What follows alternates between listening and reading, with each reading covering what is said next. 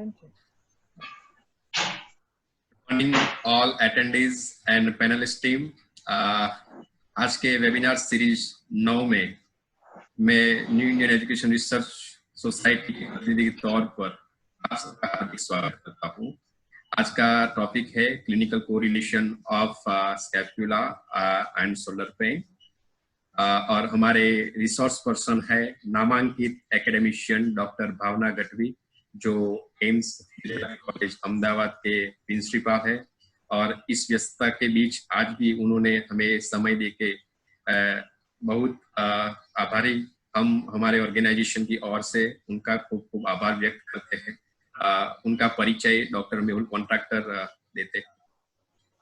Please sir go your. Thank you, sir.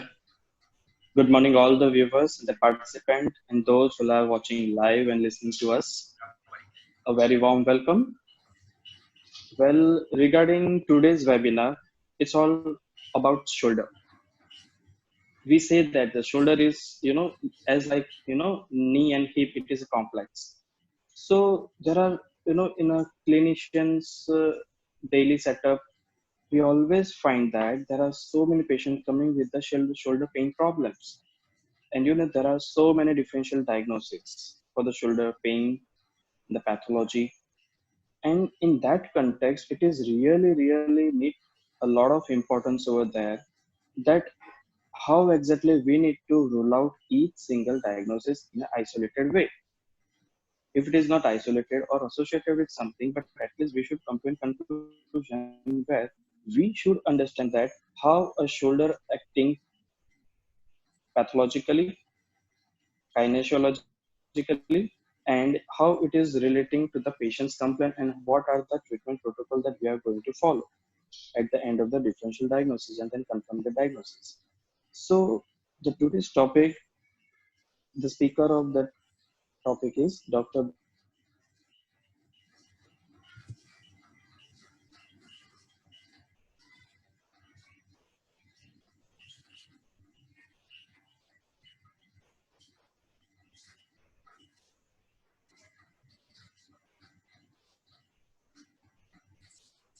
the acromioclavicular and how the glenohumeral joint is playing a role over the pathology of shoulder. So get a lot of in-depth knowledge with our speaker today. Thank you. Good morning, everyone. I, Dr. Neha Vaidya, Assistant Professor at Sriyodaram Physiotherapy College, would like to take an opportunity to say a few words about a most humble person and well-known experienced personality in the field of physiotherapy, that is Dr. Bhavna Gadvi ma'am. Ma'am has done her master's in musculoskeletal conditions and she has done her bachelor's from Government Physiotherapy College, Vadodara. Ma'am is pursuing her PhD degree from the Gujarat University. Since 2013, ma'am is working as principal at Ahmedabad Institute of Medical Sciences, Ahmedabad. Ma'am is herself is an institute as ma'am is recognized PG guide for Gujarat University since 2011. And she has guided so many students and one of them is me. And I'm proud of that.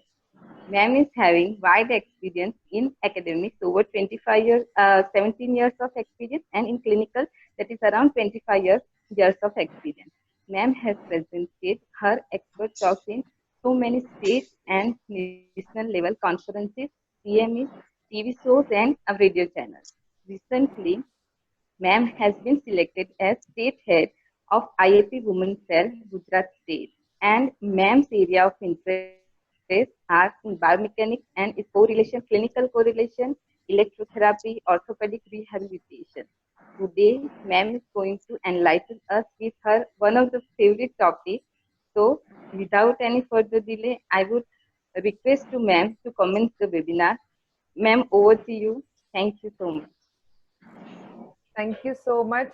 First of all, I would like to congratulate the institution, the Vidyadip Institution for Education, to conduct so many webinars in this lockdown, because in this duration, the students mainly and the clinicians mainly are facing so many problems related not to the studies but related to how to utilize the time at home and how to be connected with the field.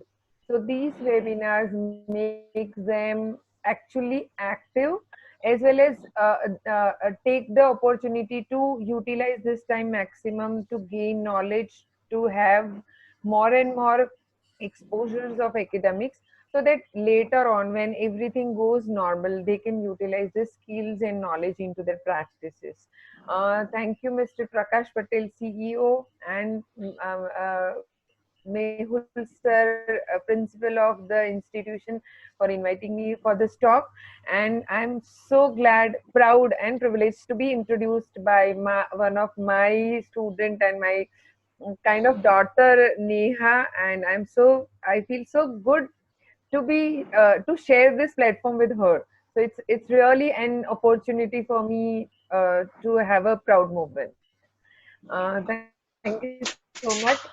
Shoulder joint is area of interest for me, as there are many students and clinicians who work in clinics or who works on patients, but they uh, I would not say list, but they less focus on biomechanical components, and that is why uh, patients do not recover 100%. They just recover from the symptoms, and then they come back with the symptoms again and again. So there are so many clinical correlations, and there are so many biomechanical correlations with the pain. So here we will start the webinar on the shoulder and scapula correlation of pain, because this is very much common for the clinicians to handle. This shoulder pain is very much common. The third common most pain after back pain and knee pain, the shoulder pain is there. So shoulder is the area where, or the region of the body complex, where it is so many anatomical structures along and biomechanical correlation with that anatomical structures. So here lies the complexity of the pain or the differential diagnosis. So we would like to start with the webinar here.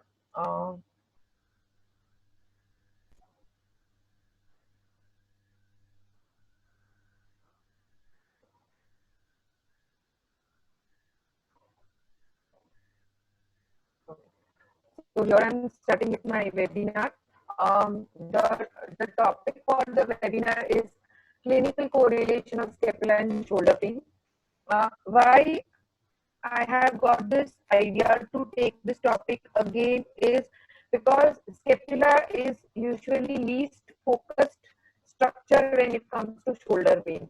Because every time when we deal with shoulder pain, we mainly focus on the shoulder joint, the glenohumeral joint, the rotator cuff, which is like a new passion things to be highlighted while there is shoulder pain. And then there are musculature, bursas, tendons, and everything. So we actually forget scapula, which is the base of shoulder, which is the base of whole biomechanical movement of shoulder joint. So that is why I selected this topic. Now, let us start with somewhat anatomy. So, shoulder girdle consisting, it's a unique complex of the body which consists of four joints. So, shoulder does not have only one joint which is moving. There are four joints which moves together. So, that is why we call it as shoulder girdle or shoulder complex. We just not say shoulder joint. So, it includes glenohumeral joint. You can appreciate this is glenohumeral joint, then this is acromioclavicular joint, then this is sternoclavicular joint, and the fourth joint, which is a false joint actually, which is scapula with the thoracic cage, that is called scapulothoracic joint. And one of the most important anatomical structure along with these four joints is the subacromial space. So you can see that this is acromion process, this is coracoid process, and this is coracoacromion ligament. Underneath the this two bones and ligament, and over the head of the humerus and glenoid fossa, there is a space. And this space is very important for us to understand because there are two very important structure passing down through, and that important structure are subacromial bursa and supraspinatus tendon. Right now, there are three sets of muscles. These three sets of muscle mainly focuses on stability and mobility, and together with stability and mobility, we call it as dynamic stability. So three sets of muscle are very important to understand. And wherever we are treating any shoulder pain, we need to focus which group of muscle are mainly affected. Either they are tight, or they are spasmodic, or they are weak, or they are inhibited. So there are three sets of muscle. One is scapulohumeral muscle. So what is scapulohumeral muscle? Are the muscles which starts from scapula and attaches to humerus. So let us understand this. What is scapulohumeral muscles, and the other one is scapulothoracic and the thoracolumbar. So what is scapulohumeral muscle? Scapulohumeral muscles are muscles which originates from scapula and attaches to humerus. So there are major muscles are supraspinatus, infraspinatus, teres minor, major, subscapularis. These are the main important muscle, and the sixth muscle which is main important for movement. These four or five muscles are for stability actually, but the fifth muscle which is very important is deltoid. So these six muscles are major participation of movement as well as stability of the shoulder joint. Then there are scapulothoracic joint muscles, which are that the muscles which originates from scapula and attaches to thoracic spine, to the spine, central spine. So the two main muscles which are on the top of the scapula are levator scapulae and trapezius, upper trapezius. These are the levator scapulae and upper trapezius. Then there is rhomboids, and then there is lower trapezius. So these muscles maintain the scapula fixed on the thoracic wall.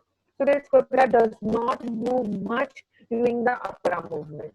Now, the third set of muscle is thoracohumeral muscle, which directly originates from thoracic spine or the ribs, and they directly attaches ribs or spine, and they directly attaches to the humerus. So they are mainly the or the large muscle group which actually transmits the force from spine to upper extremity during the large force of movement. So these mainly muscles are latissimus dorsi, pectorals, and the serratus anterior. These three muscles, serratus anterior, we actually skipped into scapulothoracic muscles, but thoracohumeral muscles are mainly the pectorals, the latissimus dorsi. These two muscles are very important to maintain upwards and downward movement, both, right, of the arm. So they are stabilizers actually. Now we will talk about the coracohumeral arch. Coracohumeral arch, which I have already talked about.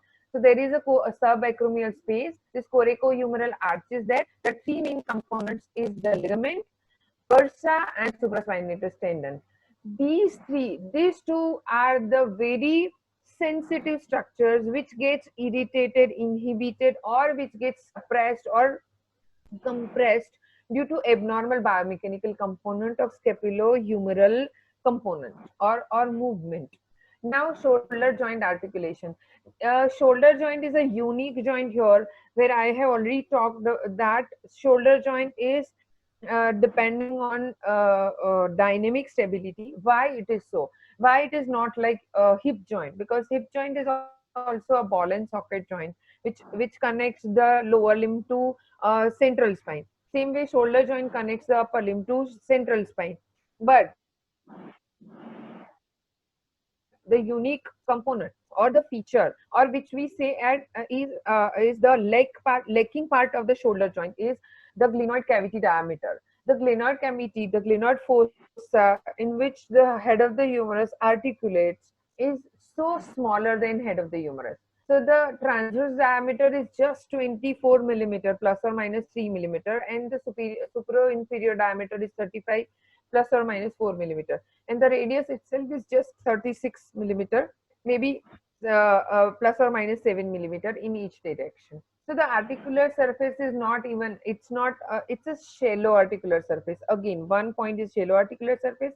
Second point is it's a pearl shape. It's not a round shape, where the head of the humerus is round shape. Here it is a pearl shape. So, and it's flat and small.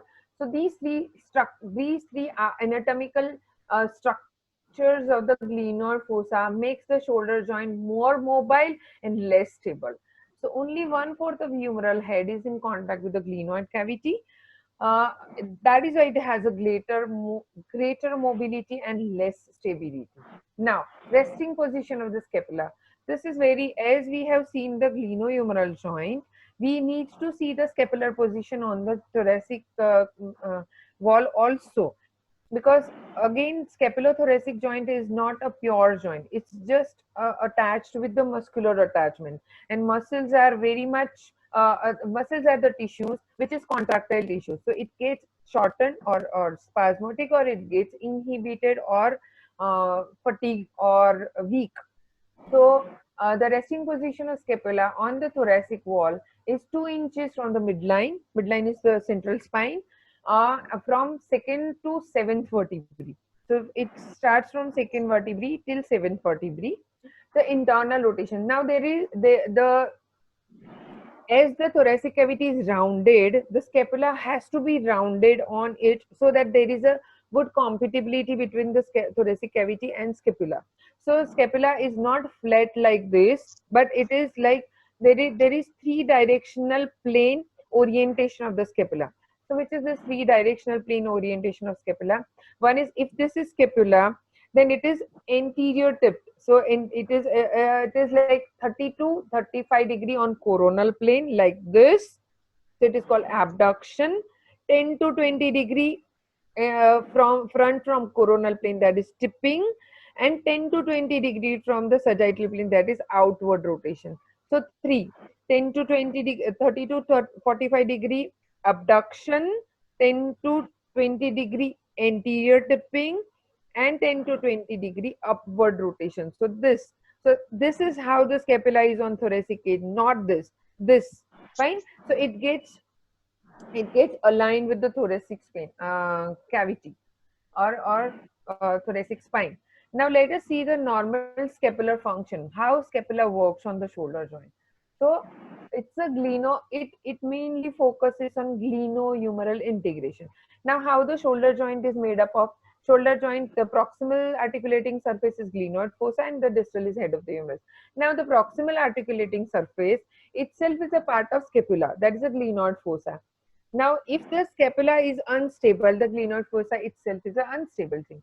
So that is why, and if the scapula, the main function of the scapula is to maintain the glenohumeral integration. So that is why the orientation of glenoid fossa towards the humeral head is very important, and that is why this outward tipping, outward rotation, abduction, and anterior tipping is there, so that the head of the humerus mainly integrated with the glenoid fossa. So glenohumeral integration. Second one is motion of the thoracic wall necessary for reaching, pushing, pulling, or any activities which actually needs a large movement, large arc of movement of the upper limb. So large arc of movement is required, and with this large arc of movement, the shoulder joint has to move in a large arc, so that the glenoid fossa, the scapula, has to allow the glenoid fossa to move along with the head of the humerus or along with the upper extremity. So the other main important function of the scapula is to maintain the humeral head or the glenoid fossa such a way that it helps the upper limb to move in a large arc. Now, third one is dynamic relationship. It has a dynamic relationship. Like for example, if you can see, it's a ball on seal's nose. Seal itself is unstable structure. It does not have a bony component or a spinal component, so that if you can mold seal at any direction, it would mold, right? And now, if you want to maintain the ball on seal's nose, then it is a very difficult task, because seal itself is unstable and ball itself is unstable. So these two has to maintain its integration with each other, so that ball does not fall from seal's nose. Same way, scapula itself is unstable on thoracic cavity, and humeral head is unstable on the glenoid fossa. So both has to be integrated properly to maintain the stability of the shoulder. Now, normal scapular functions. The main three functions of the scapula, which we have already discussed, but we will discuss it in detail. So what is first is the elevation of acromion for smooth glenohumeral rhythm. What is glenohumeral rhythm? All of you knows that, because glenohumeral rhythm means the humerus has to move along with the scapula so that the full arc of abduction and flexion is to be achieved 180 degree, right?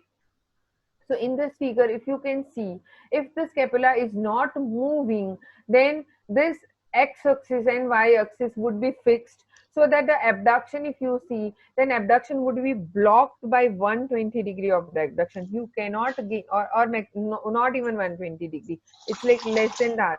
So you cannot get the full arc of motion of abduction if scapula does not move. But if the scapula moves like this, then the glenoid fossa is oriented upward, so that the head of the humerus goes upward, and that is why we get the full arc of motion. So that's called glenohumeral rhythm. Overall glenohumeral rhythm is on 2:1 ratio, where 2 degree range of motion is been occurred at glenohumeral joint and 1 degree range of motion occurs at scapulothoracic joint. But that 1 degree range of motion at scapulothoracic joint is actually a closed chain movement, because scapula is attached to whereas glenohumeral is open chain movement, but scapular motion is closed chain movement, because scapula is attached to clavicle and clavicle is attached to sternum. So this movement is compensated, 30 degrees compensated at sternoclavicular joint, and 30 degrees compensated at acromioclavicular joint. So all four joint works together. Where glenohumeral joint moves, the scapulothoracic joint also moves. Some part of the scapulothoracic joint is being compensated at sternoclavicular joint, and some part is at the overhead active. The last 30 degree is being compensated at acromioclavicular joint. So you need to check all four joints. Wherever you are checking the shoulder joint range of motion, when patient is not able to complete the shoulder joint range of motion, then it's not just a shoulder capsule or the shoulder structures, periarticular structure around the shoulder joint which is affected. There may happen that the sternoclavicular ligaments are weak enough to hold the or move further, or the acromioclavicular joint being degenerated, so there is a stiffness at acromioclavicular joint which does not go into posterior rotation, so that the scapula does not move further upward rotation, and that is why the abduction is restricted. So here comes this correlation between acromioclavicular joint, sternoclavicular joint, and glenohumeral joint. Scapulothoracic joint, sternoclavicular joint is actually not much moved, but it's just elevation of the clavicle, whereas acromioclavicular joint is actually much moving with the posterior rotation, right? Second is provide dynamic glenohumeral stability and to maintain.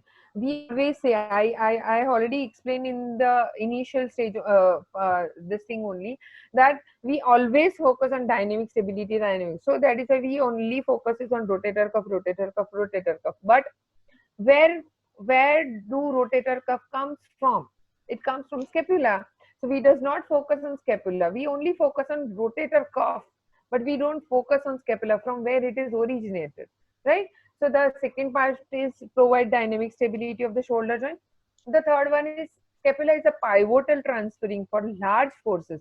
As I said, the thoracohumeral muscles, the latissimus dorsi, the pectorals, these two muscles are mainly a large muscles or the phasic muscle which carries the load from lower extremity central spine to the upper extremity, where a forceful movement is required for upper extremity, like lifting, pushing, pulling, loading something overhead, or even into sports activity.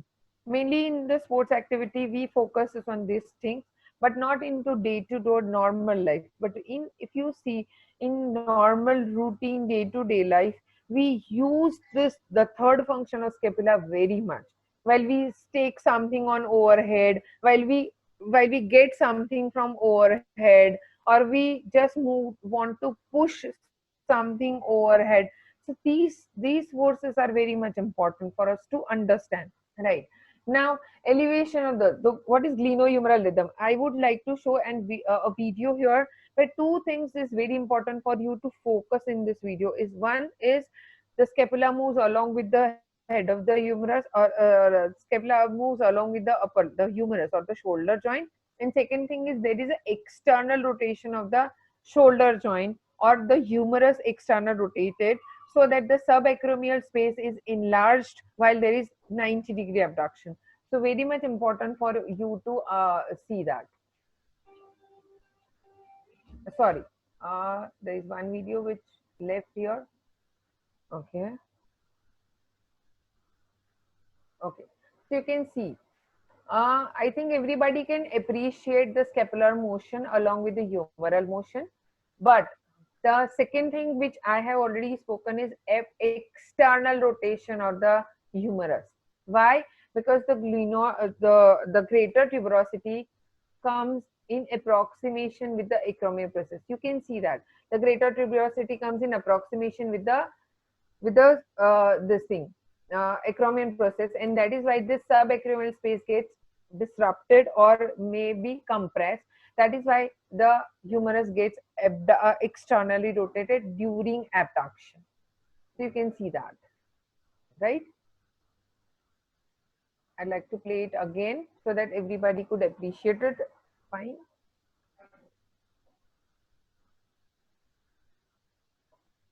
You can see that where the scapula moves anteriorly, outward, and superiorly. 3 ways: anteriorly, outward, and superiorly. Fine. So you can appreciate very well the correlation between this. 30° only humerus is abducting. There is no scapular motion. Then again in 90° till 90°, it's like 1:1. Scapula moves 1°, humerus moves 1°, and beyond 90°, 2:1, where 2° at GH joint and 1° at scapulothoracic joint. Now, the dynamic glenohumeral stability. Now, what is dynamic glenohumeral stability is, I have told that the rotator cuff which maintains the humeral head into the glenoid fossa while the arm is moving. You can appreciate this.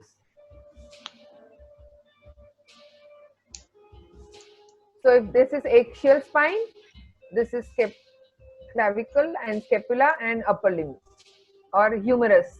You can see that. We can appreciate this is humerus, this is clavicle, this is axial spine, and this is scapula. Right? So if you go for abduction, this is deltoid and supraspinatus. Then there is way the scapula would go downwards. It needs a stability. It would not go. The humerus would not go upwards. Right? So these three muscles, which are these three muscles, are the upper trapezius, lower trapezius, and serratus anterior. So this upper trapezius, lower trapezius, and serratus anterior helps to maintain the scapula. So upper trapezius, lower trapezius, and serratus anterior helps to maintain the scapula such a way that the glenoid fossa is oriented properly with the humeral head. And that is why the deltoid could do its work efficiently to abduct the shoulder, and supraspinatus can do to initiate the abduction while maintaining the shoulder joint into stability. So proper dynamic stabilized upper limb movement has been achieved.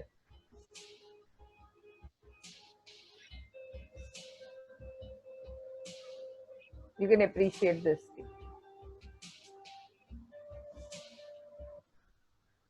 Fine.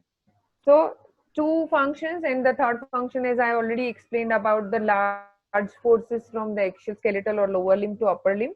Now, these are the muscles which actually maintains the scapula stable on the joint, on the thoracic cavity, and maintains the glenohumeral joint stable. But if there is any alteration in the function of these muscles, then there would be postural deviation, there would be abnormal forces generated, and these abnormal forces may create abnormal biomechanical wear and tear, and this may create a pain or produces pain later on, or what we call it as repetitive strenuous injury, right? So everybody knows about the upper cross syndrome. What is upper cross syndrome? Is the foregroup of muscles which maintains the cervical spine, the scapula, and the shoulder complex into a proper posture, fine, into a proper anatomical position. So these are the deep flexors of the neck, or the scapular stabilizers, or the retractors and depressors. Retractors are mean the middle trapezius and rhomboids, and depressors are the lower trapezius. The overactive one are upper trapezius and levator scapulae, and the opposite group is pectorals. So pectorals na, the most common pectoral muscle which is tighter is the pectoralis minor muscle, which pulls the scapula anteriorly so that the lower trapezius and rhomboids would be inhibited. Now let us see what is that. Now elevation of the acromion process is like this: serratus anterior and lower trapezius. It's called steering effect of the scapula, or it's called force couple also. So if you want to know how it works, then this is scapula, which is like a round structure. We call it as, it's a triangular structure, but consider it as a round structure.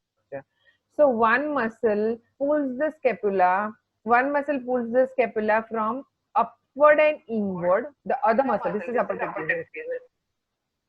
The other muscle, the other muscle, which is lower trapezius, which pulls the scapula inwards and downwards, and the third muscle, which is serratus anterior, which pulls the scapula anteriorly and outwards. So these three group of muscle would steer the scapula. While steering the scapula, the glenoid fossa would face upward, and that is why it gets integrated with the head of the humerus while abduction movement, right? So that now force couple within the glenohumeral joint is utilized to properly elevate the acromion process. If this force couple is, if there is any imbalance between these three muscles, then there would be the glenoid fossa would not be coordinately moving upwards along with the head of the humerus, and then there is a pathomechanics happen. So if the imbalance exists, the shoulder impingement develops. Same way, when you elevate or upward motion of the upper limb, these three muscles are helpful. Then downward motion also, the scapula has to go inward rotation.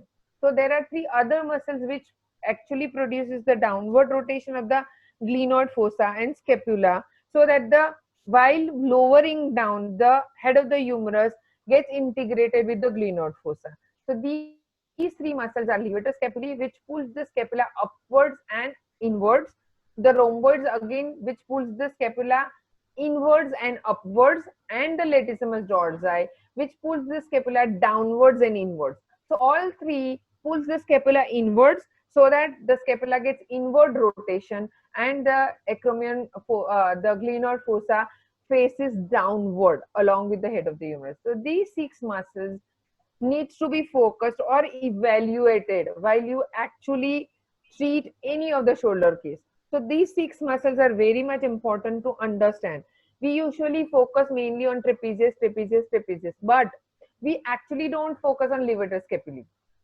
We focus on latissimus dorsi somewhat. I don't know how many of you focuses on latissimus dorsi, but latissimus dorsi, but we actually don't focus on lower trapezius, which is actually inhibited, and the serratus anterior, which is also actually inhibited, right? Now, the dysfunction of the upper trapezius and lower trapezius. So just see that how much upper trapezius and lower trapezius works in what range of motion. So upper trapezius showed increase in activity. They are most active during the arm elevation between 40 degree to 100 degree. So why? Because upward rotation is required. So upward rotation, upper trapezius is very much important. Serratus anterior showed decrease in activity in some of the humeral elevation angles between 70 to 100 degree compared to healthy control. So if there is shoulder pain, it has been established that if the person is having shoulder pain, even though shoulder pain, we don't focus on serratus anterior, but you can see this research result that it shows that between 70 to 100 degree abduction, serratus anterior activity is inhibited in the person who are having shoulder pain compared to the healthy individuals. So here we conclude, or they concluded, that serratus anterior is inhibited, and that is why upward rotation of scapula is not properly done. There is imbalance between the muscles, and that is why there is no proper abduction motion, or there is no proper dynamic stability, or there is no proper glenohumeral integration, and that is why all this soft tissue injuries occurs around. So significant delay in middle and lower trapezius activation has been observed with overhead movement that causes impingement. So they have, like, if you see into normal population or people, then you can even get this result. But what they have done is retrospective study, that the person who already have developed the shoulder pain and then check the status of the muscle during motion. So that is almost every person who was having shoulder pain would have shown this result, that serratus anterior is inhibited, middle trapezius and lower trapezius activation is observed with the like delayed in activation of lower trapezius and middle trapezius. So these things actually highlights you that don't just focus on upper trapezius or rotator cuff, focus on other three muscles also. Now, what is dyskinesia? So here comes the terminology, which is abnormal motion of dyskinesia. Now, why abnormal motion of dyskinesia? Because we have already seen the 6 muscles which maintains the shoulder position, and the 3 group of muscles which maintains the stability of the scapula over the shoulder or the thoracic cavity, right? So if there is any imbalance between these muscles, then that comes the terminology called dyskinesia, or the condition called dyskinesia. Now, what is dyskinesia? This is abnormal. Kinesia is kinesis is movement. So abnormal movement of scapula on thoracic cage is called dyskinesia. Now, observable alteration in position of the scapula and the pattern of scapular motion, both resting position as well as during movement. The scapular motion in relation to thoracic cage is called scapular dyskinesis. There are 3 effects of dyskinesis, but before that we will see what is dyskinesia actually. So the scapula, shoulder and arm are either stabilized in one, they are either stabilized on or move to certain positions to generate, absorb and transfer forces. Like scapula, the muscles around the scapula, like whatever 3 groups of muscles, they actually generate the forces, either they absorb the forces or they transfer the forces to accomplish the work or athletic activity or any activity which is forceful or large arc of motion. So alteration of scapular position at rest or with coupled arm motion, at rest also and with coupled arm motion also, are commonly associated with injuries that create the clinical dysfunction of the shoulder. So there is established fact that the Kibler, who has done so many researches on scapula and shoulder, and he's been considered as the pioneer of establishing the facts for the scapula or scapular dyskinesia. He and his team in 1998 they actually established the fact that there may be result of injury, alteration of bony stabilizers, muscle activation pattern, or lack of strength of the dynamic stabilizer, which in turn leads to the clinical dysfunction of the shoulder joint or shoulder pain. So these scapula, its structures, its biomechanical component actually in turns leads to shoulder pain. Now, there are 3 types of scapular dyskinesia. One is abnormal rotation around the transverse. As I have explained that the scapula, which is not this way placed, but it is anteriorly tipped, abducted and upward rotated. But if it is like first, this is 10 to 20 degree anteriorly tipping position. But if it is like abnormal rotation around the transverse plane, so it is like more tipped. So the inferior angle is prominent. That is called type 1 scapular dyskinesia, commonly found in the secondary to rotator cuff dysfunction. There is a vicious cycle. Here comes the proverb that what comes first, the egg or the hen. Same way, here comes that the dysfunction of the rotator cuff occurs the scapular dyskinesia or scapular dyskinesis occurs the rotator cuff dysfunction. That is not actually been diagnosed because but there are many studies or researchers have done that even in normal people with scapular dyskinesia have the rotator cuff abnormal pathology or have, even though there is no pain, the rotator cuff are disrupted to some amount, right? So first is the anterior tipping. Only the inferior angle is prominent. That is called type 1 dyskinesis. Type 2 dyskinesis is just not anterior tipping, but also the abduction. So lower angle of scapula is also prominent, but the medial border is also prominent. So it is like this. They rotate around the vertical axis. So when you when the plate is rotated around the vertical axis, the medial border is prominent. So here you can see, you can appreciate this. Whole the medial border is prominent. So this is when you abduct, then the medial border gets prominent much more. It is prominent at rest also, but when abduction occurs, it is more prominent. So commonly seen in patients with glenohumeral instability. The first one, the grade 1 scapular dyskinesis usually leads to rotator cuff impingements. The grade 2, the type 2 dyskinesia leads to glenohumeral instability, because it affects the rotator cuff so much that the rotator cuff goes into rupture. Like there are 3 stages of tendinitis, tendon injuries: tendinitis, tendinosis, and tendon rupture. So it may lead to tendon rupture, the third grade, where the tendons are disrupted, right? Okay. So second degree, first is tipping, like inferior angle is prominent, second is medial border is prominent, and third one is outward rotation. Whole the scapula moves from its position to the abnormal position, right? So that's out. You can see that the scapula is so much prominent. Whole the scapula is so much prominent, and it is going outward, not 2 to 3 inches away from the midline. It is more than that, right? Now, there are 3 dysfunction due to scapular dyskinesis. First is loss of retraction. When the scapula is tipped anteriorly, then the shoulder joint goes into roundening. The pectoralis minor gets into shortening, right? So when it goes like this, you cannot get, or the glenoid foci is already fixed anteriorly, more anteriorly. So you cannot retract proper or protract proper. It's like abnormal position. So if, for example, if it is a joint which is not into the middle of the range, right? For example, we consider the rotation of the shoulder. So if it is in the middle rotation, but if it is fixed into somewhat internal rotation, then external rotation is also restricted, but the internal rotation is not also completed. So you don't get the internal range of motion.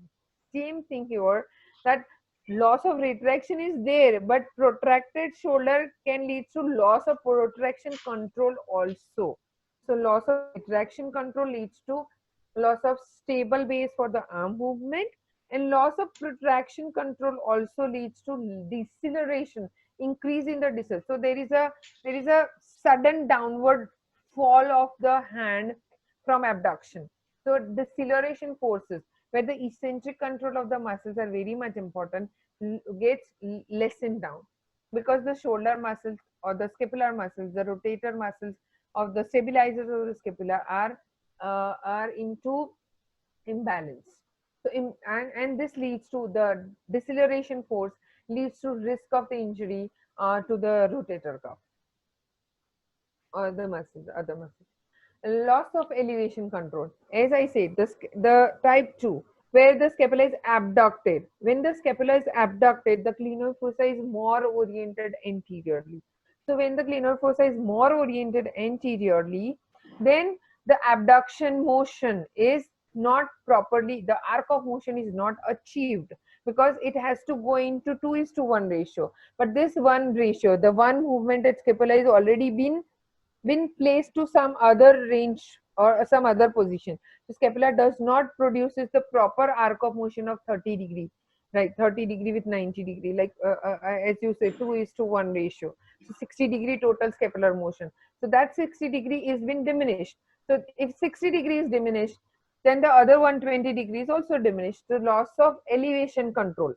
Control motion is not properly, and the full range of motion is also not achieved. This loss of elevation control leads to loss of acromion elevation. As I said, lower trapezius and serratus anterior are inhibited because the upper trapezius pulled the scapula outward. So upper trapezius is Overactive, lower trapezius and serratus anterior is underactive or inhibited, we call it as, and that is why there is a secondary impingement or the glenohumeral instability.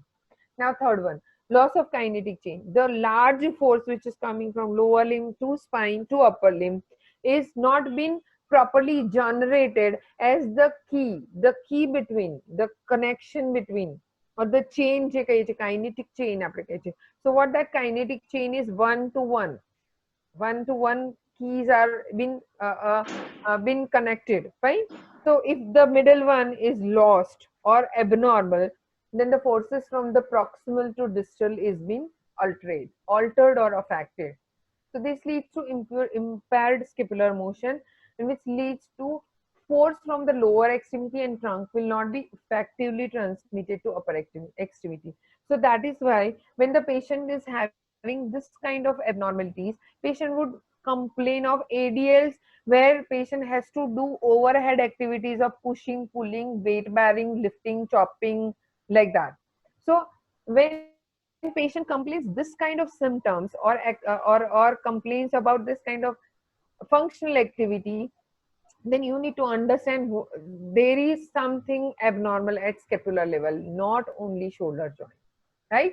Now it has been again, Kibler has established in 2013 the correlation between scapular dyskinesia and the shoulder pain into athletes, and they have established few facts, and these facts are: scapular dyskinesis is present in high percentage of most shoulder injuries.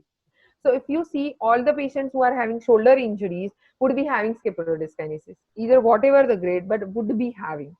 The second one is exact role of dyskinesia in increasing in creating or exacerbating shoulder dysfunction is not clear. So what I said is, what comes first, a hen or a egg? Same here. They have not actually established, they could not establish the fact that what makes what, whether the scapular dyskinesia makes more rotator cuff injury or rotator cuff makes inhibition of the muscles and scapular dyskinesia. Now third one is shoulder impingement symptoms are particularly dyskinesia. Scapular dyskinesia is most aptly viewed as a potential impairment of shoulder function, and that is why every patient with shoulder dysfunction has to be analyzed, treated, and focused for scapular position, muscles, dyskinesis, whatever. Right?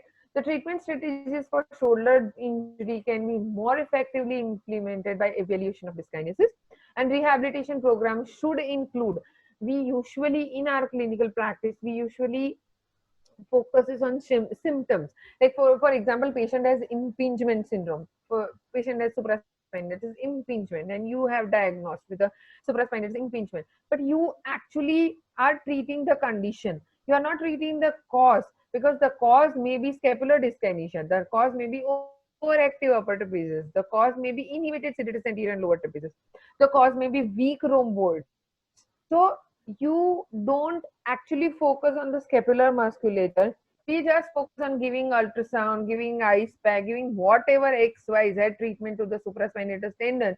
But we do not actually organize or place the scapula glenoid fossa to its original position, so that the subacromial space is widened and supraspinatus tendon is being decompressed. We just give the inflammation treatment, but we just don't eliminate the cause of inflammation. So here comes the rehabilitation protocol. Always I always say this to my students, that don't just treat shoulder, treat scapula also. So they will have to include all the scapular stabilization exercise along with shoulder exercise.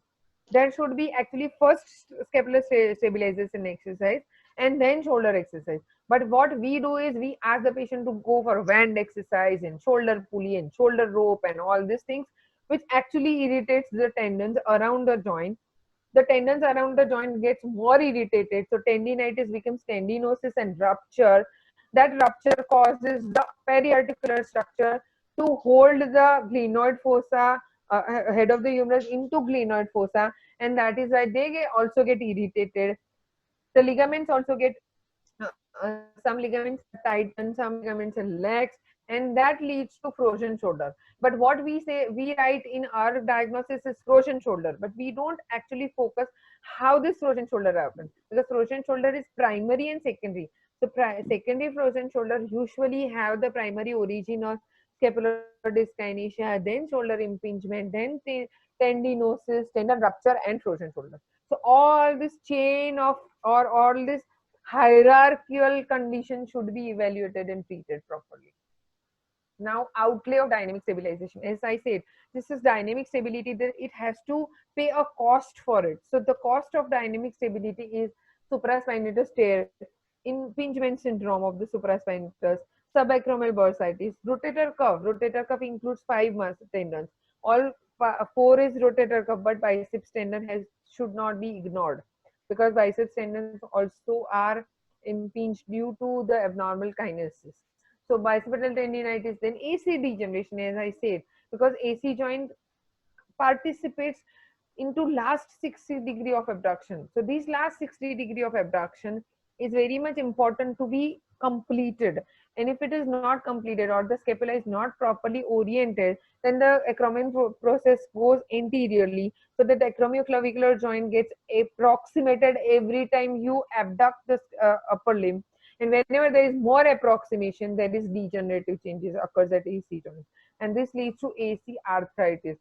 But we do not consider, when patient comes to you with the 60 years of age, with the shoulder stiffness, overhead activity is not been able, then what you diagnose is frozen shoulder. But it may happen that the capsule is not normal, but capsule is okay, it's not inflamed, there is no periarthritis, there is no frozen shoulder, but there is AC joint arthritis, which leads to stiffness of the AC joint, which leads to terminal restriction of abduction range of motion. So go for correlation the things. Just don't stamp the condition as shoulder pain. There are multiple things happens into shoulder along with the glenohumeral joint or the periarticular structure. It may lead to shoulder dislocation also, because the posterior ligaments becomes weak when there is third degree of scapular dyskinesia. So when the glenoid fossa oriented much anteriorly and the scapula goes outward, then the posterior capsule of the shoulder joint is lax, the anterior capsule is always tighter, and it may lead to instability, and later on when there is forceful movement, the shoulder dislocated, right? Now, as I have, whatever I have explained is this into a hierarchy, a flow chart. So what is this flow chart is about is intrascapular motions to altered glenohumeral relationship. The glenohumeral relationship is altered.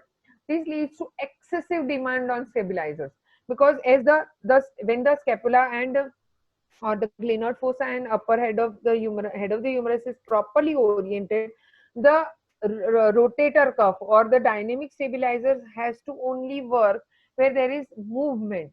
But whenever it is at rest, only the deltoid, the gravity, and the supraspinatus holds the head of the humerus, and the negative pressure holds the humerus into its position. But if it is not there, then even during rest, there is excessive demand on the static stabilizers, which leads to wear and tear, and which leads to again. So at this level also there is a glenohumeral pathology. So vicious cycle happens. અહીંયાથી શરૂ થયું. It starts from this and it ends here. If it goes to this, then also it ends here. If again it goes અહીંયા તો થયું, but if again it goes to excessive shearing force around the joint, because it needs dynamic stabilizers to work more, dynamic stabilizers are weak or painful, then it loads to other muscles which are not actually meant for stabilizers. Then excessive demand on rotator cuff, other rotator cuff, they also get torn off or inflamed first, and then the muscle gets overused, fatigue and insufficiency, which leads to glenohumeral pathologies, and again abnormal biomechanical component of glenohumeral joint or abnormal glenohumeral motion, which again leads to glenohumeral pathology. So anything can happen into this vicious cycle, leads to glenohumeral pathology and shoulder pain. So here comes your role, that which grade or which position of this vicious cycle you are, and you need to hamper or this process or stop this process to go further beyond. Now, there are two main division of the shoulder pain: shoulder stiff joint and weak movement.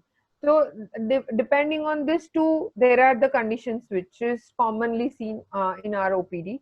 So stiff joint are usually found in frozen shoulder, OA shoulder, and AC joint arthritis, where actually the joint is affected, so that the stiffness is there.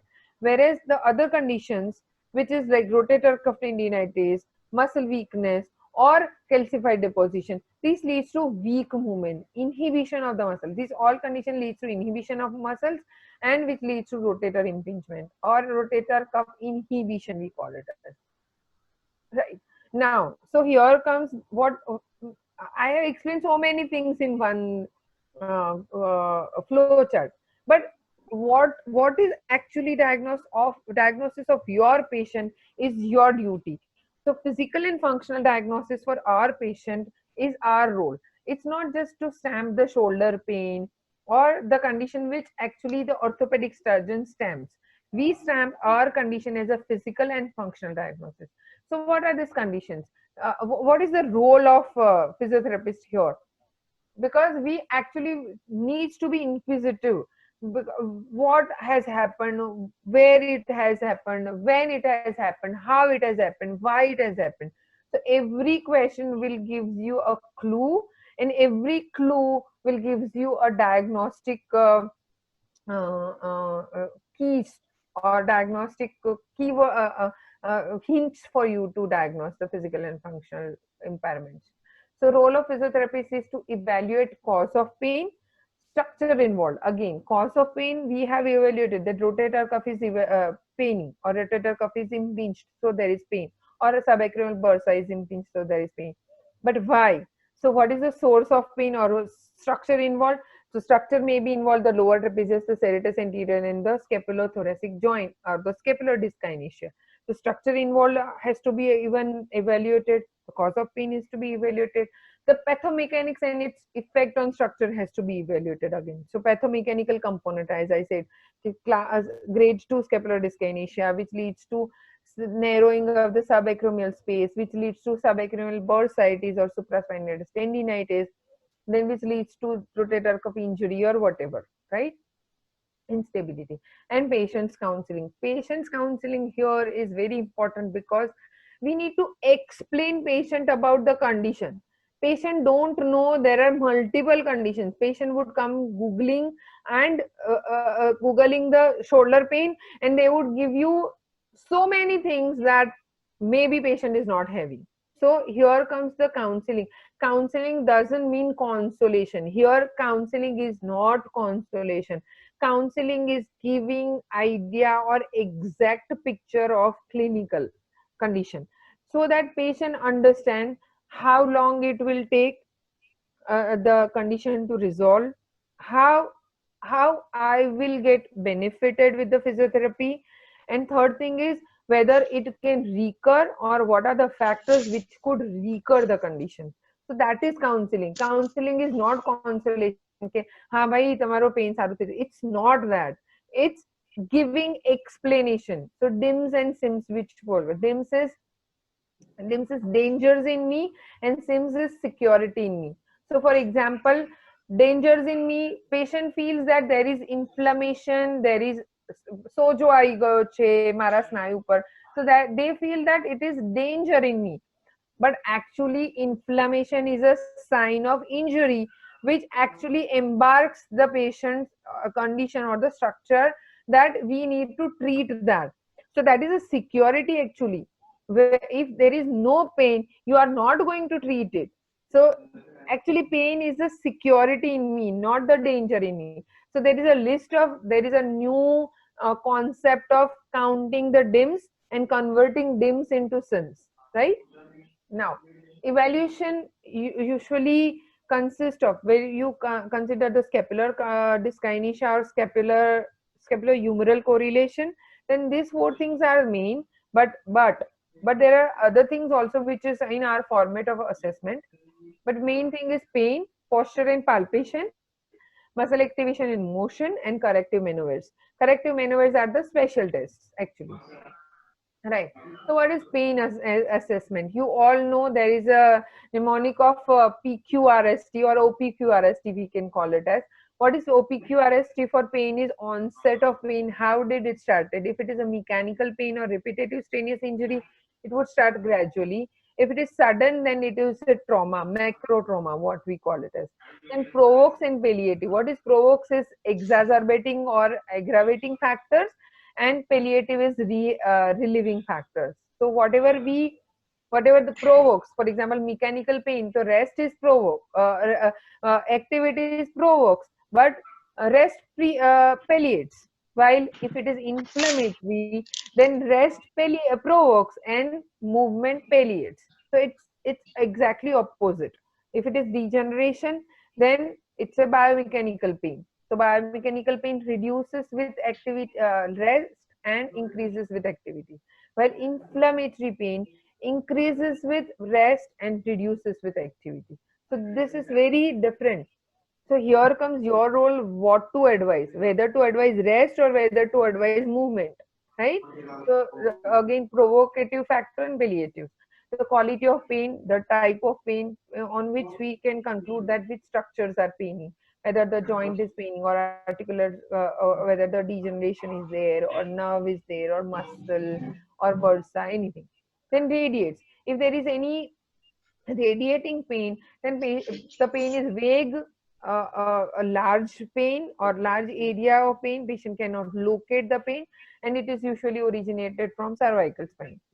So, and severity of pain, again the VAS scale or a NPRS scale, where you can actually calculate whether your treatment is effective or not.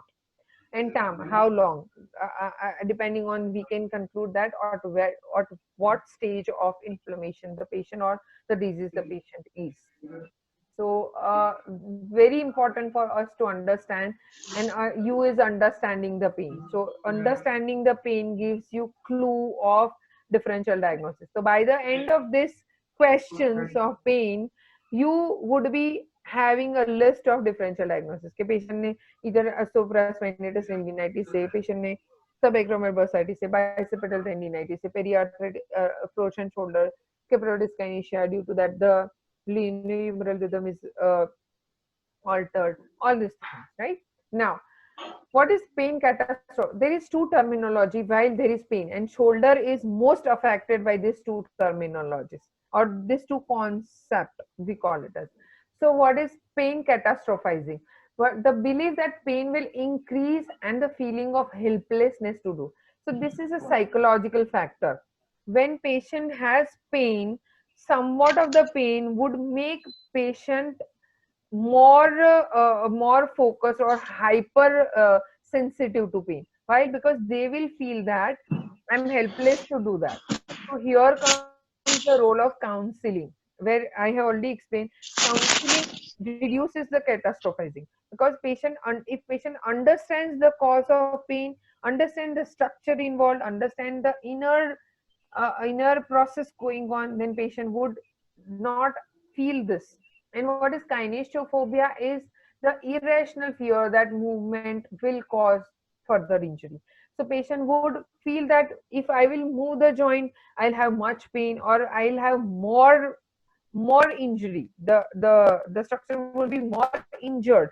So they would not move the joint, and they would again vicious cycle, lack of or loss of or reduction in the movement will reduce the synovial fluid circulation, will reduce the blood circulation around the soft tissue, will reduce the nutrients to the tissue, will reduce the oxygenation to tissue will crave, and tissue will die, and there is pain again. So it's a vicious cycle. So pain intensity increases with this kinesiophobia and catastrophizing. So if this kinesiophobia and this thing is to be inhibited from the beginning while you evaluate, then pain intensity would be reduced by itself. So there is a facing the fear or fear avoidance model here. For all this, for all those who actually want to treat the pain, but who actually are treating the pain with electrotherapy modality, but does not get improvement, should understand this vicious cycle. So whenever there is injury, the pain is experienced. Pain is actually, as I will explain, pain is a security in me, not the dangers in me. So it's not dims, it's sims for me.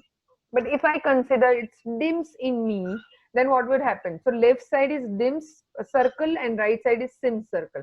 So what is left side circle is if pain is experienced, then pain catastrophize, then fear of movement, that is kinesiophobia, then there is avoidance due to hypervigilance. So I will not move my joint, and will lead to disuse, disability, depression, and will again increases the pain. So this vicious cycle goes on and on. So this is dangerous condition for me. But if there is injury, there is pain. If I understand pain, that pain is there because my structures are embarking for healing, and I will have to just heal the condition, then there is no fear, that is security in me. No fear will give rise to confrontation. Okay, it's okay with me if I have pain, and then recovery happens. So you will have to transfer the patient from left to right, facing the fear of pain. Right now, there are many red flag conditions where you don't have to touch the patients, or you will have to prescribe the patient or refer the patient to the surgeons or physicians, are the red flags condition. A red flag condition are the conditions, but you cannot diagnose that condition because they are medical conditions. So here you can diagnose the symptoms, or you can focus on the symptoms, and if the patient presents with any of the symptoms, then you should not touch the patient and directly prescribe the patient to um, uh, a surgeon or physician. So which are these? Are inability to carry objects or use the arm. Patient is not able to carry the objects or use the. So there are major chances of major injuries, macro trauma, fractures, or the injuries, labral tear or dislocation. Then there is injury that causes deformity of joint. There is deformed step deformity chair, or there is sulcus sign, or there is the head of the humerus goes anteriorly, like dislocation. So then you need not to touch. Shoulder pain that occurs at night and while resting. If it is so much pain, there is no change in the 24 hours pain pattern, then you should not touch the patient, because it may originated from malignancy. Like, and then there is swelling or insignificant bruising around.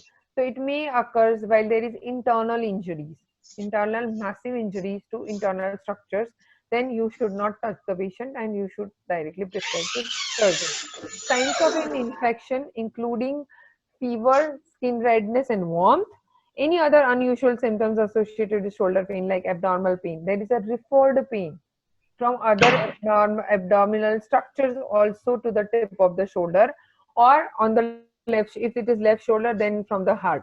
So associated with that, if it is there, breathing problem, abdominal pain, then you should actually go into further differential diagnosis. Right now, posture, as I said, posture has to be evaluated for properly with each and every landmark in each and every views, anterior, posterior, and lateral view. And if we consider scapula, then the scapula has to be considered for scapular dyskinesis here. So there is a test also, but the posterior view, there is a Leanis test which compares the measurement of scapula superior angle from the midline, then T4 spine and T7 to T8 spine. On the right and left, if there is discrepancy on right and left, then you can conclude that there is a scapular dyskinesia. Now, dynamic postures, when the patient is moving the hand. So first there is resting position, then there is moving unilateral, and then there is bilateral. So by this you can conclude that the scapular dyskinesia is there, winging is there or not. Right? Palpation, again you will have to palpate for the pain, tightness, and tender point and trigger points. Whenever we are focusing on shoulder joint, there are hyperactive muscles also. The hyperactive muscles are levator scapulae and upper trapezius. So you will have to palpate the upper trapezius, levator scapulae along with shoulder pain. So there are deltoid, there are levator scapulae, there are upper trapezius which are having more trigger points or tender points. Now, there is another test which is called lateral scapular slide test. There are many tests, but I have not mentioned because it is already there in your book. So I would not just revise it, but I'll just like to say that if you feel that there is a scapular dyskinesia in observable posture, then you could go for this test and you could measure it, whether which grade of scapular dyskinesia is there, how much it is there, and then you could go for muscle activation or MMT of the surrounding structures. Common non-traumatic shoulder pains are arthritis, either AC or shoulder joint, rotator cuff lesions, frozen shoulders, and atraumatic instability.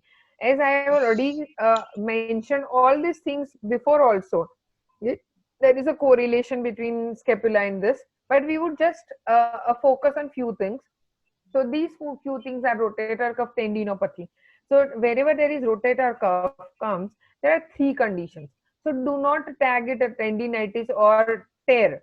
You need to examine the structures and then tag it, whether it is tendinitis, tendinosis, or tear. Now, what is tear? So you all know, okay, tear is 100% fibers are disrupted. But what is the difference between tendinitis and tendinosis? So what is tendinitis is progress in 2 weeks. Like it is a repetitive strenuous injury where the pressure comes, the physical pressure, the anatomical, mechanical pressure comes on the structure, and the structures are disrupted and inflamed. So it is called tendinitis, where the structures are not much torn off, but disrupted minorly, but inflamed majorly. So they progresses in 2 weeks and recover fully if it is cured. For example, if it is subacromial space is narrowed, then supraspinatus tendon is being disrupted or inflamed. If you treat the scapular dyskinesia, if you treat the serratus anterior, if you treat the upper trapezius length, if you treat the strength of the lower trapezius, then the subacromial space is widened and you can treat it very well, right? So you can, it is recoverable. And RSI is due to structural dysfunction. It is repetitive strenuous injury, which I have already explained. But overuse tendinosis. So it is over time. What is tendinosis? Is gradually it is disrupted, damaged. So when half of the tendons are damaged, half of the fibers of the tendons are damaged, it is called tendinosis. It does not recover fully because the tendons, which are the fibers which are disrupted, are being replaced by fibrous tissue, not by the original tissue. So it is the fibrous tissue are not contractile at all or not flexible at all. So that is why it does not recover fully, and degeneration of the tendon itself due to overuse. So it is actually a degeneration of the tendon, not the inflammation of tendon. So consider the inflammation of tendon and degeneration of tendon are different. So the treatment of both would be different, right? Now, so rotator cuff, what happens in rotator cuff? So shoulder dyskinesia reduces the subacromial space. I have already explained, but let me at least go through it in a vicious or a flow chart. So scapular dyskinesia reduces the subacromial space. It reduces the rotator cuff strength because the the normal gliding movement of the supraspinatus through subacromial space is reduced. So this gliding is reduced so that every time whenever there is upper limb moves, the acromion rubs with the supraspinatus tendon, and then there is the strength of the supraspinatus is reduced as it is not much used properly. The strength is reduced, so there is a strain on rotator cuff. Strain on rotator cuff will reduce the neuromuscular performance. So strength as well as endurance, both things. So dynamic stability is also reduced. And mechanical aberration of the structure in the space. So this leads to tendinitis, leads to tendinosis, disruption, and this leads to shoulder disruption. So it's a vicious cycle again, but if this is treated, then this would not go beyond. Usually it occurs between, in a healthy young individual, between 30 to 50 years because they are more active. Pain and weakness after eccentric load. So if you want to diagnose it, just go for eccentric loading. So you might have seen the patients who are having, who does not have much difficulty in abducting the arm, but who have much difficulty in lowering the arm, because eccentric load on the supraspinatus is much painful, or rotator cuff is much painful than concentric contraction of the deltoid. Along with the dynamic stability. weak movements, pain on the passive movement. Pain on the passive movement is very much obvious when there is tendons involved. So it usually occurs in a painful arc, a specific arc of range of motion which is painful. Why? Because the supraspinatus tendon the subacromial space has been narrowed between 60 to 120 degree, and that is why the in first video I have already asked you to appreciate the external rotation of the humerus, so that the greater tuberosity goes out and the subacromial space does not get narrowed and it does not get impinged with the acromion process. So this specific 60-degree abduction to 120-degree abduction would irritate the tendon or bursa. But once it is upward, the scapula moves more upward, because in third phase, the scapula goes more abducted or upward rotated. So here comes the enlargement of the subacromial space. So impinged tendon gets decompressed and you don't have pain. Patient does not have pain. So this range of motion is painless. This range of motion is painless, but this range of motion is painful. So when patient complains, but what we use usually is patient has painful range of motion, so patient is catastrophizing or there is a kinesiophobia. Patient would not move further and we stamp it as frozen shoulder. But here comes the differentiate between active range of motion and relaxed passive motion. So if the patient is having pain during 120 to 60 to 120 degree, but still the pain is still, if active range of motion is not possible, but if you go for relaxed passive movement, stabilizing the scapula, moving the upper arm, and you get the full range of motion, then do not stamp it as frozen shoulder. It's just a painful arc syndrome where there is tendinitis. So it is a differentiation. There we are always giving mobilization, but when you give mobilization, the irritated tendon would get more irritated and there would be more pain. So it is actually contraindicated, right?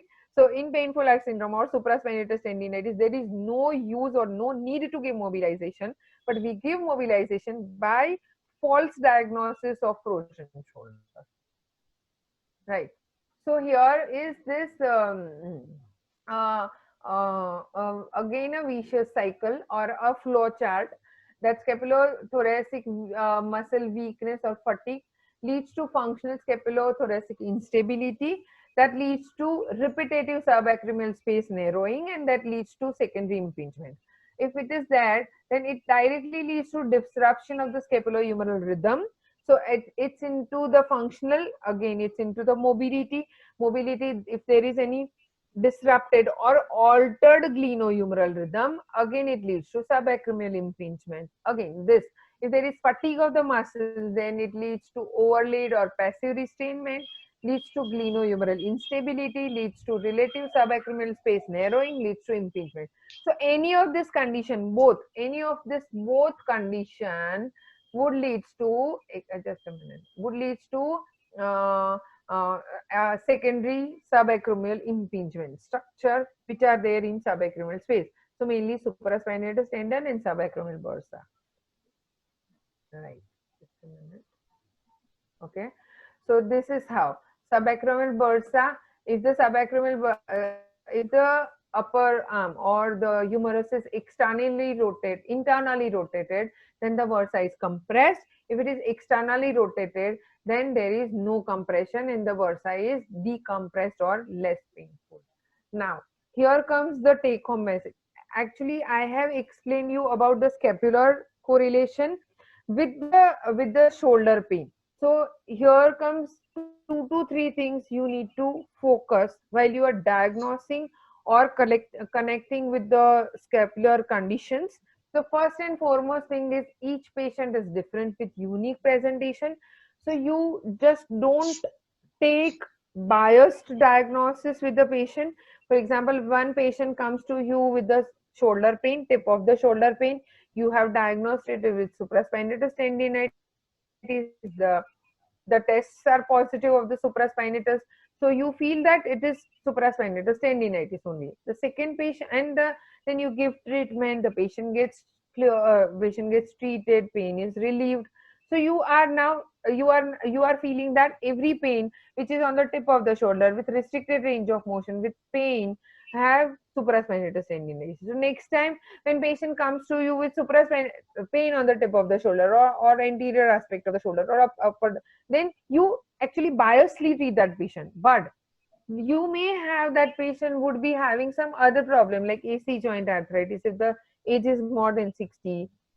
You may have the other labral tear, or you may have, because the patient is involved into some athletic activity or vigorous activity, you may have subacromial bursitis only, which needs just the rest, nothing else, and icing would be treated. No exercise has been required for subacromial bursitis, because bursa needs rest to get relief from inflammation.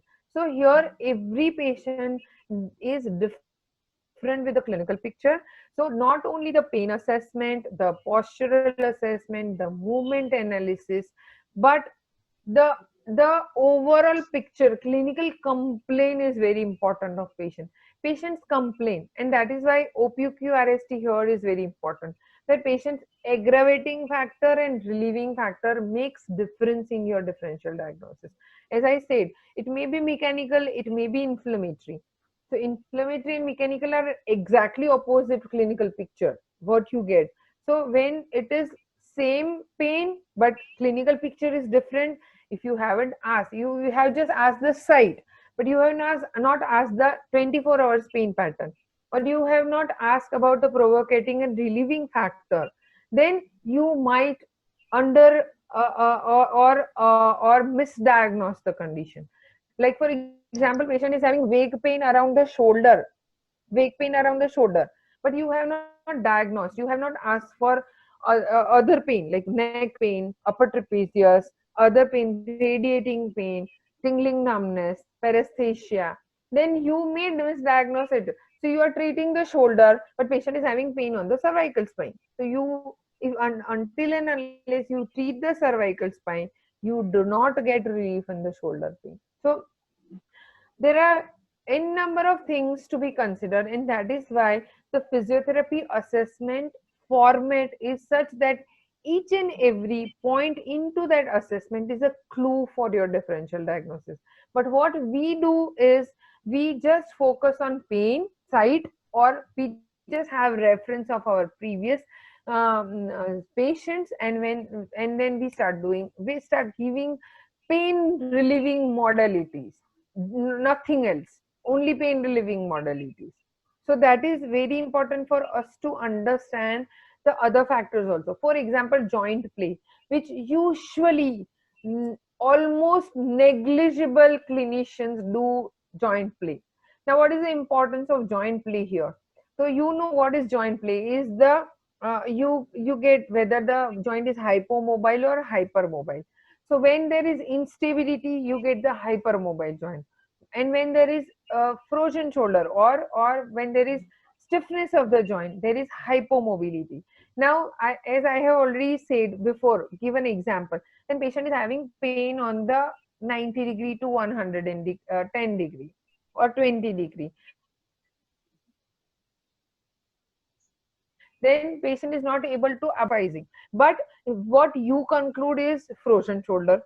So how to discriminate whether it is frozen shoulder or painful arc? One of the reason I have already explained. But how to stamp it or how to double cross it? Then go for joint play movement. If the joint play, if you feel the joint play is hypomobile, then there is frozen shoulder because the capsule is tight, the tendons are tight, the ligaments are tight. But if the joint play is normal at 0°, then there is no frozen shoulder. There is no capsular tightness.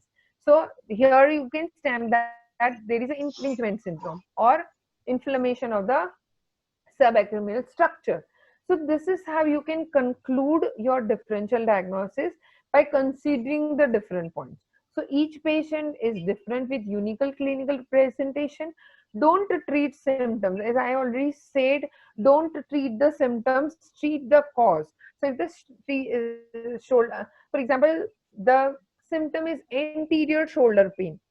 So anterior shoulder pain has three different structure which is painful. One is bicipital tendinitis, second one is anterior ligaments also, and the third one is the lesion, the Bankart lesions or instability. So these three conditions has to be differentiated and then treat the cause. If it is tight capsule, then go for mobilization. If it is lesion or instability, then go for strengthening. If it is bicipital tendinitis, then go for electrotherapy modality, which reduces the inflammation and give rest to the muscle. Later on, give strengthening for increasing the efficiency. Right? So this is how you discriminate the treatment. Thorough knowledge of anatomy, but for all these things, thorough knowledge of anatomy and pathology is very much important. If you don't know the signs of inflammation, if out of 5 signs, 3 signs are present, then it is acute inflammation. Acute inflammation should be treated like this with this modality. This is contraindicated. Then only you can be able to treat the patient. Otherwise, you may increase the symptoms or you may exacerbate the condition. So thorough knowledge of anatomy to hoવું જ જોઈએ. All the muscles should be like this. Okay, what are the thoracohumeral muscles? What are the what are scapulohumeral muscles? What are the thoracohumeral muscles? So if फटाफट આવડી જવું જોઈએ કે this muscle, this muscle, this muscle, this is hyperactive, this is tonic, this is phasic, this helps in stability, this helps in mobility, this produces the large arc of motion, this just helps the motion. For example, supraspinatus. So if you refer the anatomy book, then supraspinatus action is abduction. But if you refer the biomechanics book, the supraspinatus action is dynamic stability. So dynamic stability throughout the motion, but initial abduction, the just leveraging of the abduction is being done by supraspinatus. So when the patient is having just painful abduction at initial range of motion, then supraspinatus is double checked. Supraspinatus is double checked at abduction middle range also, but initially when it is just abducting, leveraging the abduction motion, then supraspinatus works. So here comes the knowledge of anatomy also, the origin, the insertion, how the tendon passes, what type of lever it is. If it is third grade type 3 lever, then it is mainly mobilizing muscle. If it is type 2 lever, then it is stabilizing muscle. So where you need to focus? You need to focus on endurance or you need to focus on strength. If it is type 3 lever, then you need to focus on strength. If it is type 2 lever, then you need to focus on endurance, right? So these all things has to be considered while you write down the treatment protocol or exercise therapy. Exercise therapy is very much important. So like there are so many exercises to enhance or increase the scapular stability, starting from the TheraBands to the Blackburn exercise to the wall washes to the wall clock exercise, the physio wall exercises, everything is there. Boj badi છે.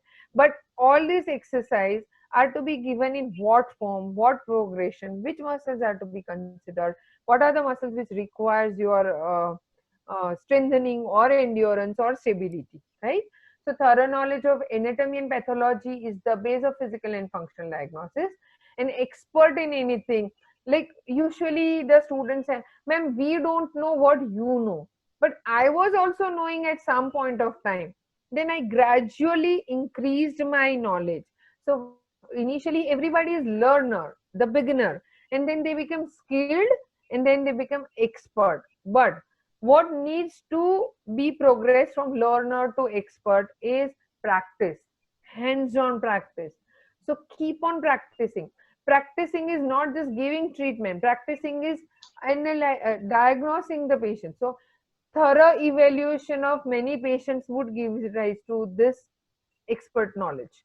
If you don't touch the patient, if you don't analyze the patient, so that is what is the mantra for being a good clinician is spare at least half an hour to 1 hour on first day when patient visits to you for their pain. If you do not give any treatment on first day and just give pain relief modalities, then it's okay. But thorough analysis or differential diagnosis or thorough assessment of the patient is very much important. So if you have spared that 1 hour of time on the first day, then the rest of the days are saved for you to get recovery. So that is how it is quote given that talent is nothing without hard work. So every time, every day when you go to clinic, you need to analyze the patient.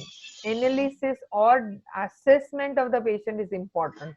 We directly focus on. We directly focus on pain. We directly write down ultrasound, cryotherapy, IR, whatever XYZ things, and then write down shoulder bend exercises, shoulder wheel, shoulder pulley, or whatever. Fine, but you need to diagnose whether that exercise has been advisable or contraindicated to patients. Right. So hard work is very important for you. Keep on working on your skills, and then you become expert. Never underestimate the power of practicing. So practice makes man perfect comes the real tagline for physiotherapy. If you don't practice, you are not going to be skilled or expert. Thanks for your attention listening. The journey of being physiotherapist starts from novice to expert. And these between these two landmarks, most important thing is hard work and practice. Thank you so much.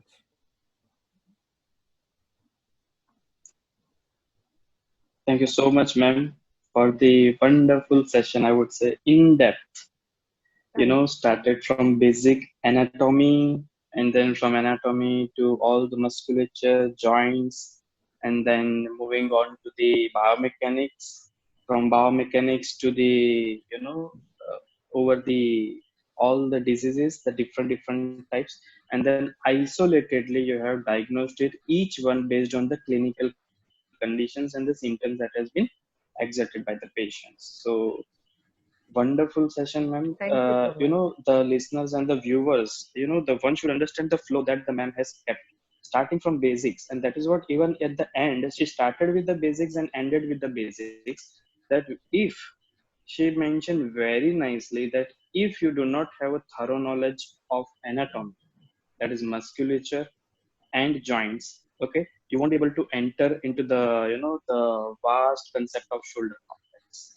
Definitely. And the one thing that the ma'am has focused, the thing is, if you are feeling that, if you're a clinician doing the practice, and if you are doing your intern, or if you are seeing the patient in your no hospital setup or clinical department in the OPDs in the college, the one should must remember that if the patient is coming with a complaint of shoulder pain, doesn't mean that it is just in a shoulder pathology. It could be from cervical spine, it could be from scapula, it could be from the thoracic. So that is why the ma'am has mentioned that, correlation. Correlation is very important. If you do not correlate one thing with other thing, you will not be a good clinician. That I would say very strict to all of you. So 1 hour. See, the ma'am has requested 1 hour. I would say 2 to 3 hours you should spend to read a lot, especially basics. If you don't clear basics, you will be not a good clinician. You will not be a good academician. And the same thing that what ma'am has repeated one thing. No, I repeat always to my student that at one point of time I was at the no man's land. From zero I started. Yeah, It's everybody. not that the day one everything was there in my head. Yeah, madam is a principal. Many of the students asking, ma'am, आपको इतना अच्छे से कैसे देख तुम्हें पता है? The same things are happening to me also many of the time. The students are asking, sir, आपको इतना in depth कैसे पता है सब कुछ? And I only few days back one of the webinar was there in one of my college, another college. One student asked, sir, what is the reference of the topic which you took? I said the reference is myself, my own, okay, that I have established, I have worked hard. Okay, so never underestimate your practice. Okay, that is what the last quote that the ma'am said that. So you have to initially work hard, pull up your socks, straight on your back, and do hard work. That's it. Without hard work, until and unless you don't clear your concepts, I don't find that the pathway for your journey will be easy. And I think the ma'am would be agree with me what I just said. Of course, of course. right? That So is it, a base of any skill development. So we are actually skilled as we are into skilled practice. So skilled exactly. practice always needs hard work and Correct. hands-on practice. Usually in our field there are many students. I'm focusing on students who just go to clinic, just observe the patient and come back. So for them it's actually a harsh message to them that do not just waste your time to be there physically. You need to be there mentally also, and you are sent there to gain the knowledge, not to see the patients, just to watch the patients doing what things. It's not sufficient for you to go back and be physically there. Neha knows me very well in that context, because I always ask my students to go hands on, because nothing can teach you what your hands can teach you. Correct. Nobody can teach you. Like if I'm spending this 1.5 hour, I cannot teach anything if you are not touching your patients, right? So hands-on skill is very much important for any students or any physiotherapist. Thank you very much. A very informative, very interactive session. Thank you for being with Thank you, sir. us. Mhm. It's So Neha actually my ma'am, pleasure to be oriented to a new set of people, a new crowd of students, and I really feel privileged to be there with the students of your institution and others through Facebook also.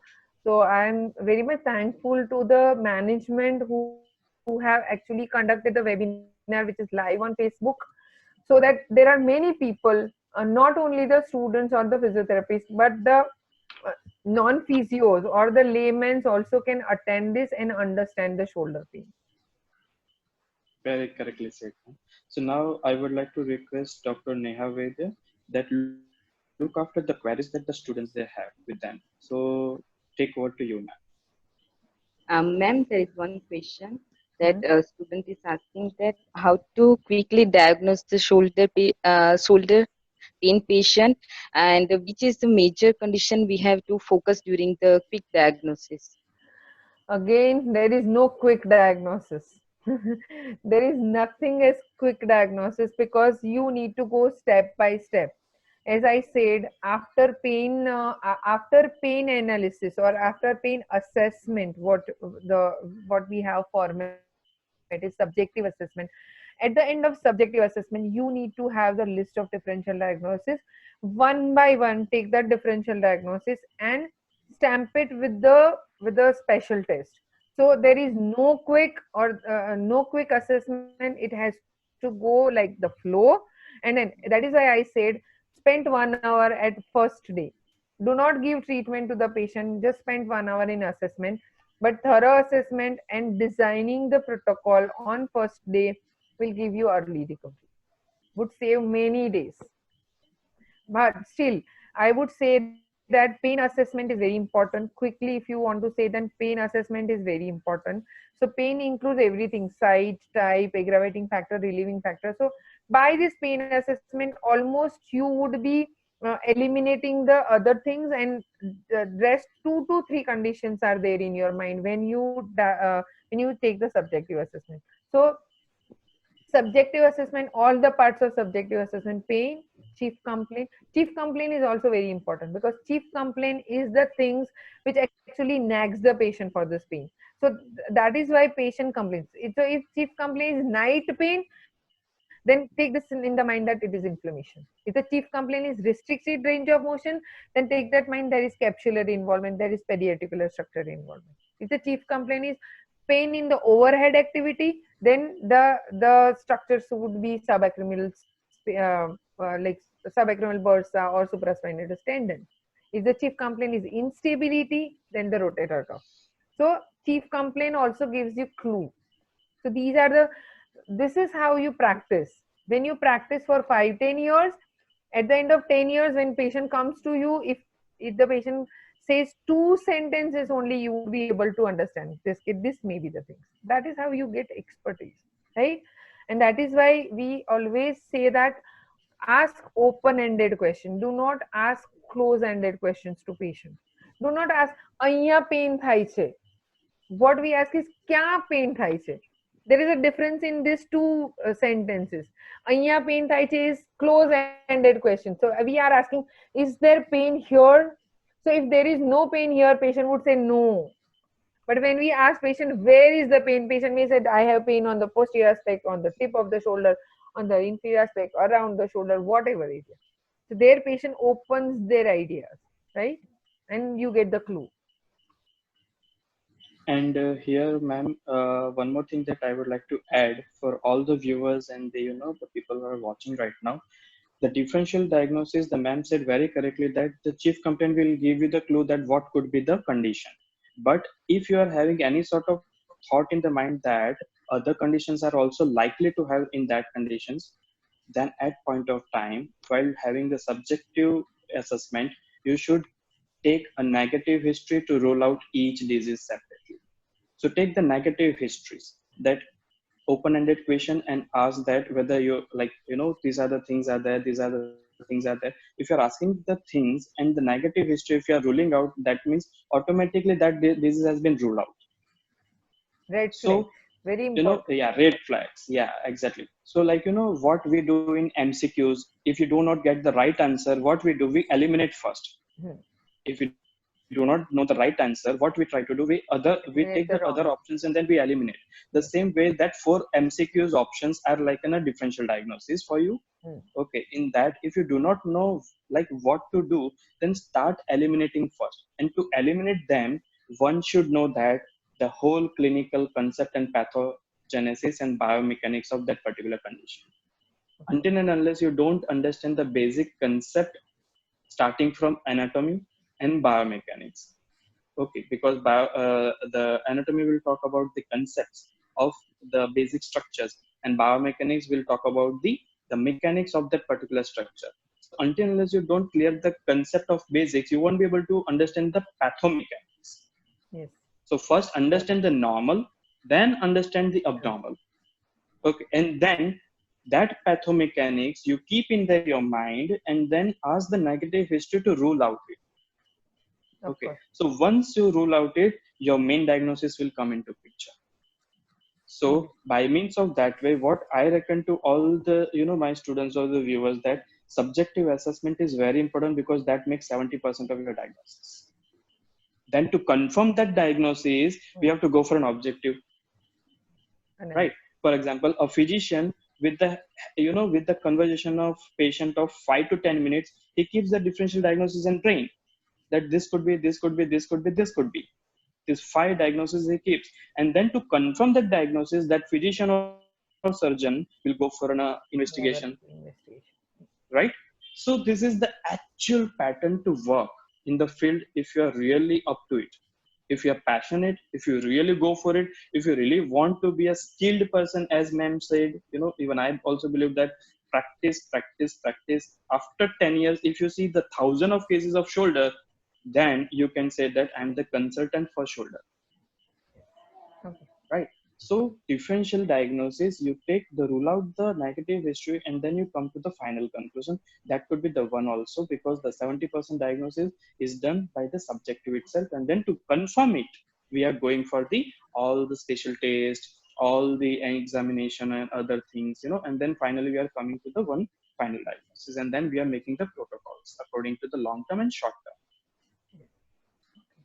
And if anything is there, ma'am, please correct me. No, definitely. Whatever I have covered, whatever you have spoken is correctly covered into presentation also, and that is why we keep on asking patients to do this, because subjective assessment and or detailed history or eliminating the red flags or negative history are the keywords for us to reach to the differential or reach to the physical and function diagnosis.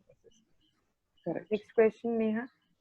Ma'am, another question is that if there is any shoulder pathology in which articular surface is involved and person is having shoulder tip pain, so how can we manage that? How should we manage that pain? So it's like it's a uncommon shoulder arthritis, we call it as. there is a difference between shoulder OA and shoulder PA. Shoulder OA is osteoarthritis of shoulder joint, which is uncommon, which is usually secondary. Primary OA is least seen in shoulder joint because shoulder joint is not weight bearing joint, commonly seen in the weight bearing joints of hip and knee. But it may happen secondary to any other injuries around the shoulder or fractures around the shoulder joint. Then there may be abnormal biomechanical alignment of the structure or the bones, and this leads to later on gradually leads to osteoarthritis of shoulder joint. But there is a difference between OA and PA. As I said, PA is periarticular structures gets inflamed, and OA is actually osteoarthritis of the shoulder joint, which has deep pain, nagging pain. Patient can not localize the pain, so it is a circumferential pain around the shoulder joint. Patient has pain while doing any weight bearing activity, mainly pushing, pulling, or any weight bearing activity. Whereas where you can actually have all the symptoms of arthritis, degenerative arthritis, and the diagnostic maneuver here is joint play and approximation. So if the patient has pain during approximation and relief during retraction or stretching, then we can conclude that there is a pain, osteoarthritis of the shoulder joint. Periarthritis of the shoulder joint, as I said, it's a vicious cycle. One structure gets inflamed, then there is inflammation gets spread to the adjoining structure. The adjoining structure has infiltration of inflammatory exudates. Like for example, there is inflammation of supraspinatus tendinitis. So that inflammatory exudates through synovium, it infiltrates into bursa. So again, bursa gets infiltrated or inflamed. The surrounding capsule get infiltrated due to synovium infiltration, and every structure around the shoulder joint is inflamed, painful, and there is a different, like night pain, morning pain, relieves with the activities, increases with the pressure, like that. So it is differentiated very well. The age also gets differentiated. The underlying past history also can differentiate the osteoarthritis and the periarthritis. So osteoarthritis is very typical condition of the shoulder joint, which is which is very much different from the periarticular structure or periarthritis of the shoulder. So I guess this suffices the answer of what the question was. Yes, ma'am. And there is one another question that there is always like that if person is having frozen shoulder, he or she will have scapular dyskinesia. Huh. Now here again comes the question is what comes first? Scapular dyskinesia causes frozen shoulder. As I said, there is a vicious cycle. If there is scapular dyskinesia, for example, scapular dyskinesia will gradually, over a period of time, would lead to periarthritis. Periarthritis would gradually leads to inflammation, tightening of the capsule, and frozen shoulder. So I said it is a secondary frozen shoulder. So it may be this. Okay, secondary shoulder, frozen shoulder can have scapular dyskinesia primarily underlying cause, or it may be primary frozen shoulder. The primary frozen shoulder is such that, for example, there is no actually given underlying reason for it, but there are predisposing factors like diabetes, you know this, the aging, the diabetes and all. So with that kind of patients, when there is reverse glenohumeral rhythm, the capsule is tight, the patient try to move the shoulder joint, but shoulder is not moving. So here there is a reverse glenohumeral rhythm where usually 1 degree at scapulothoracic joint and 2 degree at glenohumeral joint, where glenohumeral joint is not working properly. So scapula, which is unstable, which is moving more. So to compensate the shoulder activity, the scapula is more moving. So you might have seen the pattern of the abduction where the patient moves like this. So to reach to the thing on the side, patient do not abduct, but the scapula is upwardly rotated much. So it is called reverse glenohumeral rhythm. So here scapular dyskinesia is the result of frozen shoulder. So it's like you need to again understand what is the cause of frozen shoulder and whether it is primary or secondary, whether the scapular disc, you need to actually see the activation of either the upper trapezius is much hyperactive, there is tender point, trigger points in the upper trapezius, and lower trapezius and middle trapezius and rhomboids are inhibited, and much serratus anterior is much weaker, like that. Okay. And there is one question like there may be chance of muscle weakness, or muscle weakness is only leading to scapular dyskinesia, or it can occur without any muscle No. weakness. Muscle weakness is the reason for scapular dyskinesia, because scapula is itself an unstable bone which is attached to thoracic cavity, or scapulothoracic joint is not a true joint which is by muscular stability only is been maintained, right? It's a So if there is physiological. imbalance, then only the scapular dyskinesia would be there. The imbalance I have already explained: upper trapezius, lower trapezius, serratus anterior, levator scapulae, latissimus dorsi, and the rhomboids. It's not There. truly anatomical joint. It's a physiological joint. It's not So true anatomy. it's always there is imbalance, then only the scapular dyskinesia occurs. Okay, ma'am. There is one another question like any poor posture or repetitive That's a very nice question, because predisposing factor for scapular dyskinesia and secondary impingement is always either occupation or posture, and that is why we take occupational history and we take proper postural assessment, because occupational history is very important. For example, patient is having sitting job, all the time working on computers, so there is a roundening of shoulder. So that is why the lower musculature are weak itself due to occupation. So it is very important for us to consider the occupation, consider what type of activities patient is doing, and that is why we ask the patient to go for 45 minutes of 5 minutes of break and stretching exercises. You know this, right? So this goes in a loop. Okay, ma'am. And there is one another question like if person is having pain at the deltoid region, comes for the shoulder pain, what could be the diagnosis and the treatment, preferred treatment for that patient? Okay. There are, if there is shoulder, tip of the shoulder pain, then there are two chances: supraspinatus tendinitis and subacromial bursitis is there. But the subacromial bursa, which is in turn continue as a subdeltoid bursa also. So that subdeltoid bursa gets irritated with improper imbalance between the rotator cuff and deltoid muscle. As I have said, there is a force couple between the scapula, like force couple of the scapular muscles. There is also force couple for the upward rotation of arm with the rotator cuff and deltoid. The dynamic stability, which is there in our biomechanical component of the shoulder dynamic stability. There are three components in that, right? So one of the component is deltoid and rotator cuff. So deltoid and rotator cuff goes hand in hand. So whenever there is imbalance between deltoid and rotator cuff stability and endurance, then there is subdeltoid, the deltoid becomes tighter or less efficient, and then there is a vague pain under deltoid, which may be subdeltoid bursitis. So again, you need to diagnose. I cannot stamp it like that. You need to diagnose the structure, right? Okay, ma'am.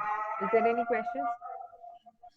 And there is one question like if there is a person having cervical radiculopathy and it is only having pain in the upper region, so there is chance of muscle weakness in the scapular region also. I did not get the question. Can you repeat it? If person is having cervical radiculopathy and person is having a radicular pain in the upper limb only, so is there any chance of scapular muscle weakness or scapular dyskinesia along with that? Actually, it's a protective mechanism. Whenever there is radicular pain from cervical spine to upper limb, there is protective mechanism to maintain the cervical spine, because I have said that there are four muscle groups which are crossed: deep neck flexors, the upper back muscles, lower, and the pectorals. So if there is any cervical, for example, if there is cervical radiculopathy, then there will be abnormal postural cervical spine also.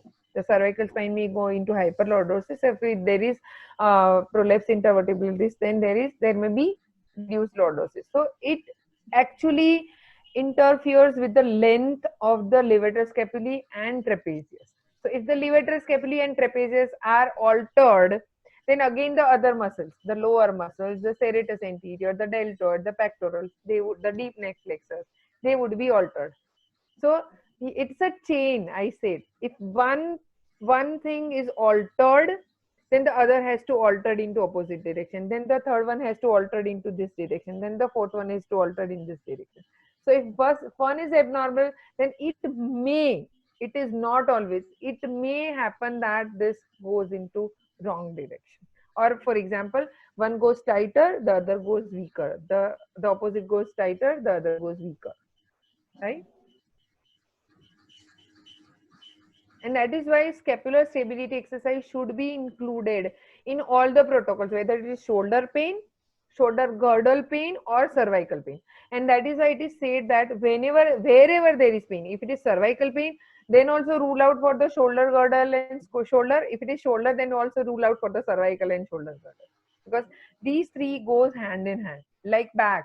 If we consider back, then back, the pelvis and the hip joint. Same way, the neck, the shoulder girdle, and the shoulder joint. Okay. There is one more question, like if there is scapular dyskinesia, it can lead to impaired thoracic mobility? No, not actually. Because thoracic mobility does not rely on scapulothoracic joint. It actually relies on the sternocostal joints. So it does not actually affect. And again, the thoracic mobility is mainly in the lower flaring, and the lower flaring or the lower ribs are not associated with the shoulder scapula. So not actually. Okay. Fine. So I guess the questions are over, and thank you all Thank you, madam. all the organizers, Prakash sir, Mehul sir, Dr. Neha, and other team members for All credits goes to you, ma'am, because it's my without you, it is not possible for us. my pleasure, my pleasure. Okay. Thank you so much, everybody, for patiently listening to me. If any queries, you can directly ask me on my Facebook, or you can contact Dr. Neha or Mehul sir for my personal number, and I'm always there to help my fellow physios. Thank you so much. Ma'am, there is a one request. Right now we are on Zoom live, and through that we are on Facebook live. So we have covered the queries which is there in the inbox of Zoom. There might be few queries over the Facebook that comments also. So I will share the link, ma'am, with you. Okay, once the things are done. Okay, at least after the session, at least you go once. There might be few questions over there. So directly you can answer over there. Sure. Okay, because there are the viewers and the listeners over there Definitely. also, and there might be having a lot of questions. As you said, there might be a layman person, there might be a clinician, there might be a PG student, there might be academic in ortho. Definitely. So I will share the link, and you just go through once. There might be few questions over there in their inbox also, in the Facebook itself. So directly you can answer over there. So they know the complete 360 degree of exposure that we can provide. Definitely, I would like to. Okay, Thank you so much. Once again, ma'am. Thank you. Thank you so much, ma'am, for sparing a wonderful time and valuable time of yours with us. Thank you. God bless you, Neha. Bye. Thank you so much, ma'am.